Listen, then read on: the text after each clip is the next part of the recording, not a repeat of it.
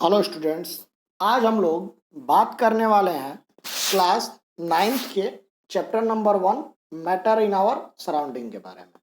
ठीक है।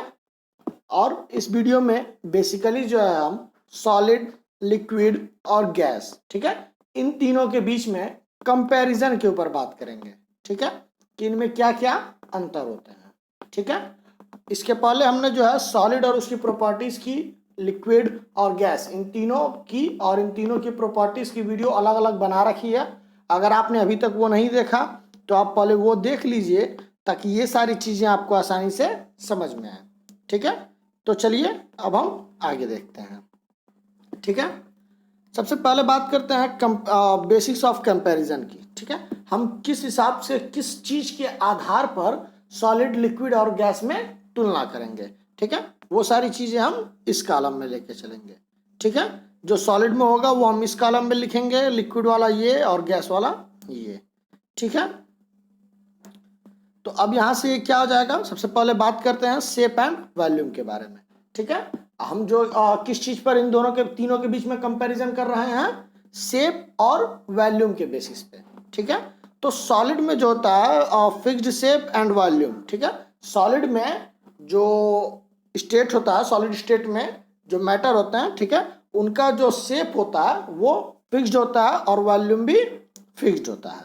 ठीक है, लिक्विड स्टेट में no fixed shape but has fixed volume. ठीक है, लिक्विड शेप में क्या होता है, वॉल्यूम फिक्स्ड होता है और शेप जो है वो फिक्स नहीं होता है। ठीक है, गैसियस स्टेट में क्या होता है, नाइदर डिफिनिट शेप और नॉर वॉल्यूम, ना ही जो है वॉल्यूम फिक्स होता है और ना ही शेप फिक्स होता है। ठीक है, तो थोड़ा ये शेप और वॉल्यूम जो है बार बार टर्म्स आ रहे हैं, थोड़ा हम इनके बारे में जान लेते हैं। जैसे कि मान लीजिए आपको एक ये चीज दे दिया जाए, जैसे कि मान लीजिए आपको एक ग्लास में पानी दे दिया गया है।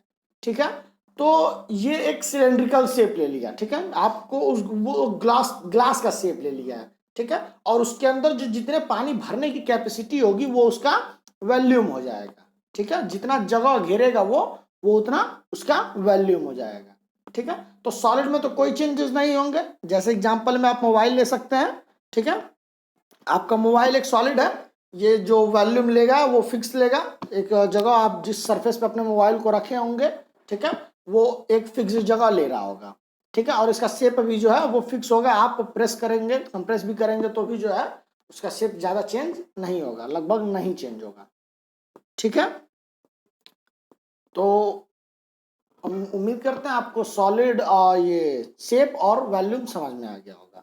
ठीक है, चलिए आगे देखते हैं इंटरमॉलिक्यूलर अट्रैक्शन। ठीक है, जो भी स्टेट ऑफ मैटर होता है, सॉलिड, लिक्विड, गैस, इन तीनों के बीच में जो होता है, इन तीनों में मॉलिक्यूल्स तो होते ही हैं। ठीक है, इन मॉलिक्यूल्स के बीच में स्पेस क्या होता है, मतलब फोर्स ऑफ अट्रैक्शन क्या होता है।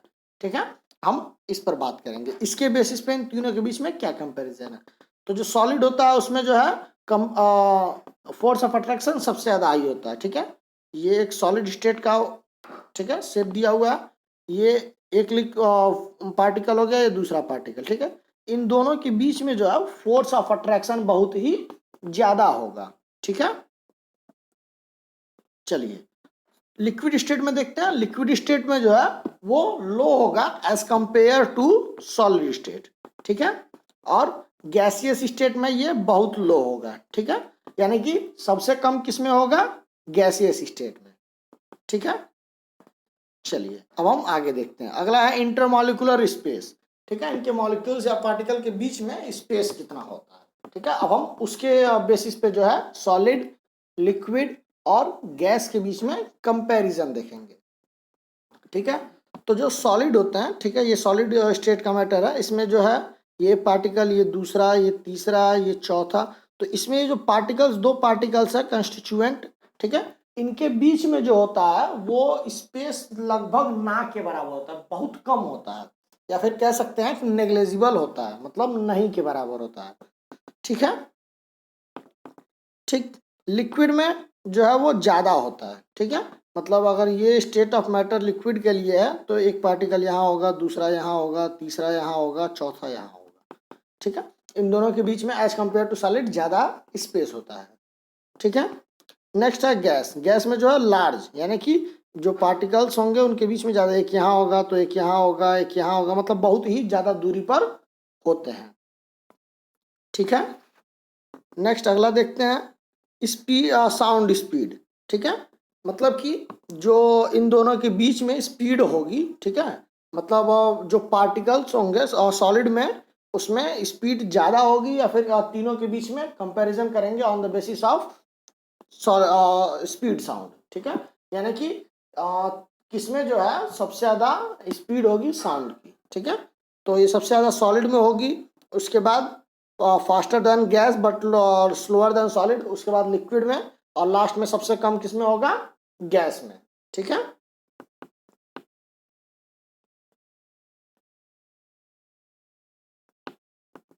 चलिए अब हम आगे देखते हैं।